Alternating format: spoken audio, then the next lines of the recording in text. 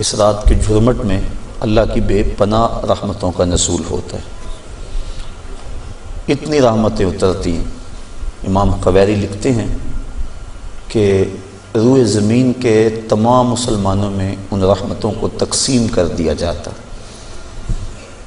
رحمتیں پھر بھی بچ جاتی ہیں۔ جتنی فرشتے لے کر رحمتیں آتے ہیں، وہ رحمتیں سب کو دینے کے باوجود بھی رحمتیں بچ جاتی ہیں۔ پھر وہ رحمتیں دارالحرب میں رہنے والے کافروں میں بانٹی جاتی ہیں، اور جس کافر کو اس رحمت سے حصہ ملتا ہے اللہ اسے اسلام عطا فرما دے۔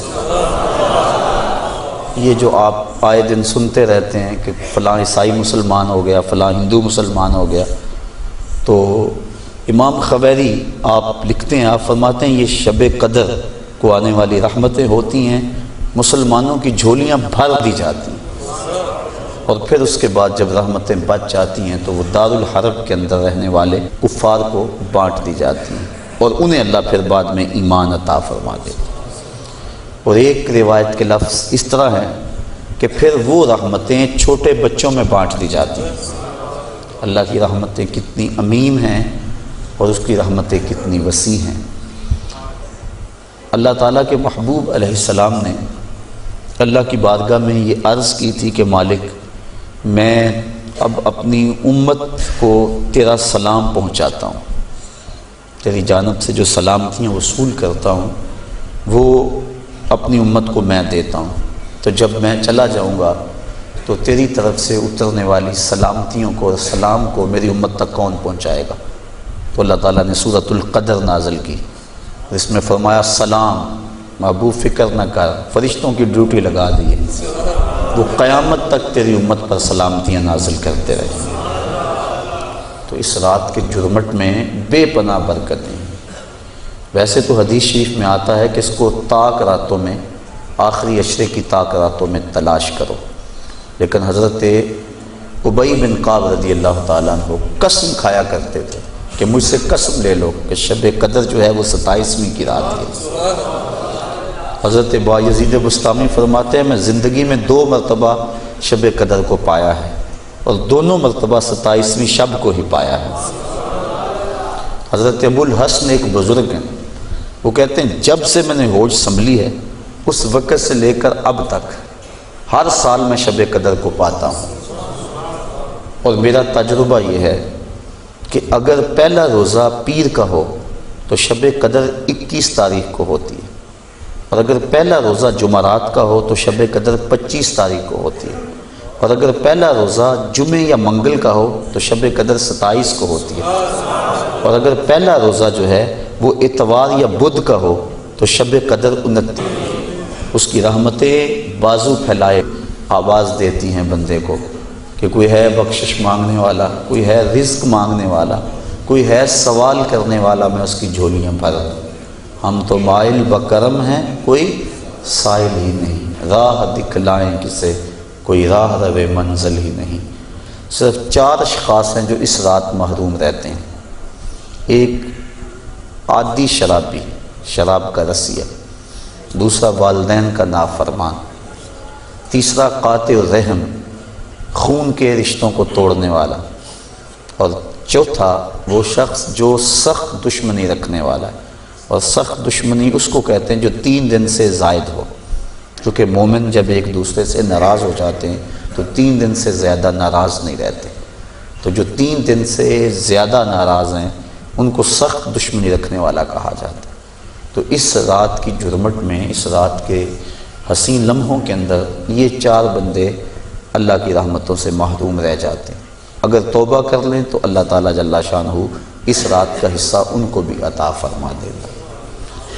اور ایک حدیث کے اندر آتا ہے کہ جو شخص شب قدر کو 2 رکعت نوافل اس طرح ادا کرے کہ سورہ فاتحہ کے بعد 7 مرتبہ سورہ اخلاص پڑھے، اس کے بعد سلام پھیر کے کہے استغفر اللہ و اتوب الیہ، اور یہ 70 مرتبہ پڑھے بعد میں، تو اپنی جگہ سے اٹھے گا نہیں کہ اللہ اسے بھی اور اس کے ماں باپ کو بھی بخش دے گا، یہ اللہ اسے انعام عطا فرماتا ہے۔ انشاءاللہ بعد میں ہم اس کا اہتمام کریں گے، اور بھی نوافل وظائف اور مختلف جو ہیں وہ شب قدر کی برکتیں اور فضیلتیں ہیں۔ سورہ تکاثر اور اس کے بعد سورہ اخلاص پڑھنے کا حکم ہے، اور وہ 4 رکعتیں ہیں، 70 مرتبہ پڑھی جائیں۔ دیگر مختلف جو ہیں وہ علماء نے اپنے اپنے تجربات اور ان کو جو روایات ملی ہیں وہ امت تک منتقل کی ہیں۔ تو یہ رات اپنے دامن میں اس اعتبار سے بہت ساری رحمتیں لیے ہوئے ہمارے ہاں جلوہ گر ہے۔ اللہ تعالیٰ اس رات کی برکتیں ہم سب کو نصیب فرمائے۔ اس کو توبہ و انابت کی رات بھی کہا جاتا ہے۔ جب انسان جاگتا ہے اس رات میں تو اللہ تعالیٰ جل شانہ ما قبل کے سارے گناہوں کو معاف فرما دیتا ہے۔ وہ فرمایا کہ من کاما لیلۃ الصیام، لیلۃ القدر اس سے مراد ہے، ایمانا و احتسابا غفر لہ ما تقدم من ذنبہ، جس نے لیلۃ القدر کو قیام کیا اللہ تعالیٰ اس کے پچھلے سارے گناہوں کو معاف فرما دیتا ہے۔ ایمانا و احتسابا، 2 شرطیں، ایک ایمان کی حالت میں ہو اور دوسرا اپنے نفس کا محاسبہ کر رہا، کیونکہ اپنے نفس کو محاسبے میں رکھنا چاہیے، اس کو بے لگام نہیں ہونے دینا چاہیے۔ جو پڑھ رہے ہیں کہہ رہے ہیں اس پر مانن استحضار موجود ہو، اور ہم اگر توبہ کریں، رجوع لائیں اس کے حضور، تو وہ صرف زبان سے نہ ہو بلکہ ہمارے دل کی اتھاہ گہرائیوں سے۔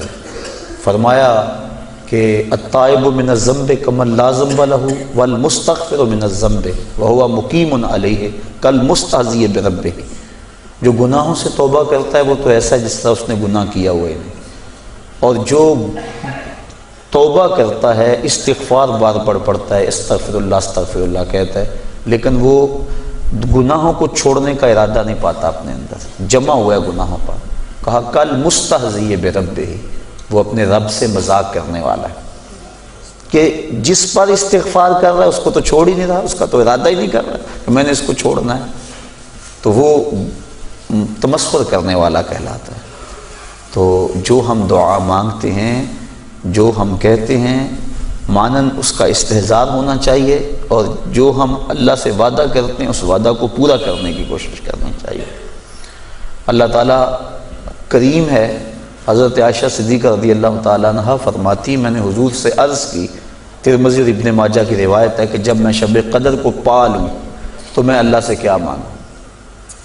تو حضور نے جو دعا تعلیم دی وہ یہ تھی کہ اللہ کی بارگاہ میں پھر عرض کرنا کہ اللہم انکا عفو کریم تحب العفو فاعف عنی، اے اللہ تو معاف کرنے والا ہے، کرم فرمانے والا ہے اور معافی کو پسند کرتا ہے، مجھ سے درگزر فرما لے۔ تو یعنی اس خاص لمحے کے اندر اگر اللہ سے کچھ مانگنا ہے، جب شب قدر کو پا لیں، وہ لمحے آ جائیں، جب جبریل مصافحہ کر رہے ہیں، جب بدن کے رونگٹے کھڑے ہو جائیں، رقت طاری ہو جائے، وہ کیفیت بن جائے کہ دل کہے، وجدان ادراک کرے کہ یہی لیلۃ القدر ہے، یہی وہ لمحے ہیں، اور یہ جو میرے اوپر کیفیت ہے یہ مصافحہ جبریل ہے۔ جب یہ کیفیت مل جائے تو اس وقت اہم وقت کیا مانگے؟ تو کہا اہم وقت یہ مانگے اے اللہ مجھے معاف کر دے۔ تو یہ اہم دعا ہے مومن کی، جس کو تعلیم دیا گیا شب قدر کے حوالے سے۔ آگے پیچھے بھی اللہ کی بارگاہ میں یہ دعا مانگنی چاہیے۔ اگر انسان کے توبہ سے گناہ مٹ جاتے ہیں، استغفار پڑھنے سے، عفو و کرم کا مطالبہ کرنے سے، اور اگر گناہ نہ بھی ہوں تو اللہ تعالیٰ درجے بلند فرما دیتا ہے۔ حضور علیہ السلام نے ارشاد فرمایا، میں ہر روز اللہ سے 100 مرتبہ استغفار کرتا ہوں، 100 مرتبہ، جبکہ حضور کے دامن پہ تو گناہ کا ایک داغ بھی نہیں ہے، لیکن اس کے باوجود 100 مرتبہ حضور اللہ کی بارگاہ میں استغفار کرتے ہیں۔ اور ہم جو لتڑے پڑے ہیں گناہوں سے، صبح سے شام تک ہماری زندگی اسی دلدل میں پھنسی ہوئی ہے، تو پھر ہمیں تو بہت زیادہ استغفار کی ضرورت ہے۔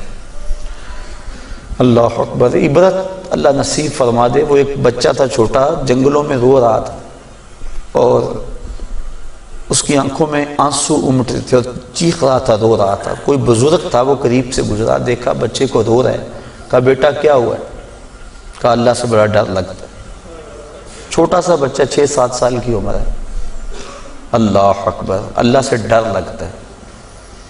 تو اس نے کہا بچہ تیرے تو نامہ اعمال میں ابھی گناہ ہی درج نہیں ہوا، جب تک انسان بالغ نہیں ہوتا تو نامہ اعمال نہیں کھولا جاتا، جب بلوغت ہوتی ہے تو فرشتے نامہ اعمال کھول کے بیٹھ جاتے ہیں۔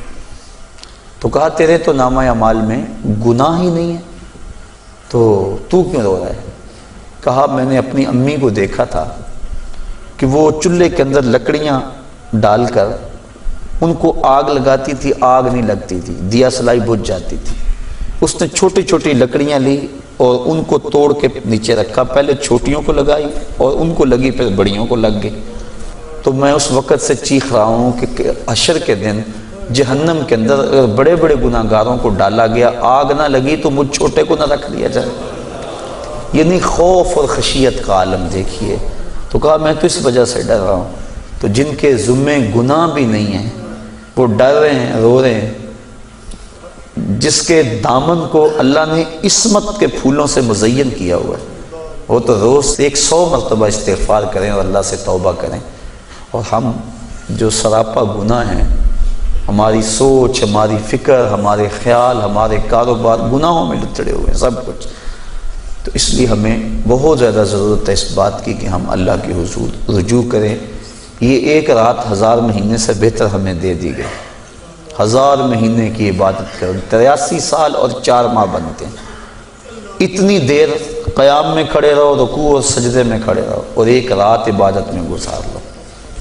اور ایک روایت میں پڑھا جو اس رات میں اللہ اکبر جتنی دیر میں بکری کا دودھ دھویا جاتا ہے، کتنی دیر لگتی ہے بکری کا دودھ دھوتے ہوئے، اتنی دیر قیام کیا، کھڑا رہا عبادت میں، نماز میں، جتنی دیر میں بکری کا دودھ دھویا جاتا ہے، اللہ تعالیٰ اس کی مغفرت اور بخشش فرما دیتا ہے اور اس کو پوری لیلۃ القدر کی فضیلت عطا کر دیتا ہے، جس نے اتنا قیام کیا جتنا بکری کا دودھ دھوتے ہوئے وقت لگتا ہے۔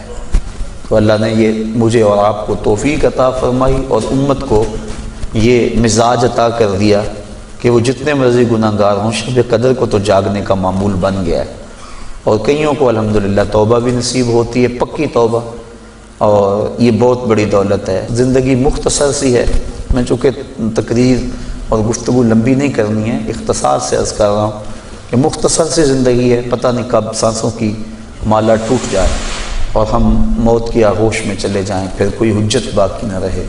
مجھے اور آپ کو اپنی اصلاح کے لیے کوشش کرنی چاہیے۔